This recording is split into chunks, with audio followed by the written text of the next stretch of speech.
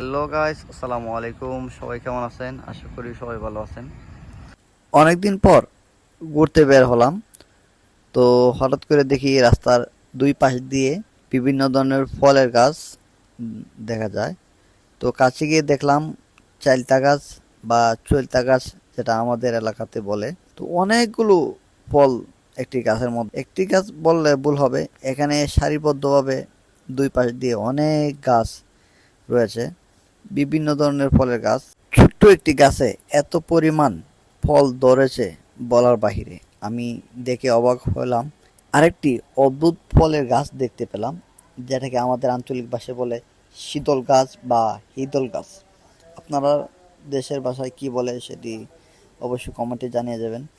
পাশেই আরেকটি জামের গাছ দেখতে পেলাম, খুব সুন্দর একটি গাছ, এবং গাছটি অনেক ছোট, যেটি আপনারা ভিডিওতে দেখতে পাচ্ছেন। তবে এই ফলগুলো খাওয়া বা চিরা নিষেধ, এর জন্য খেয়ে দেখতে পারলাম না।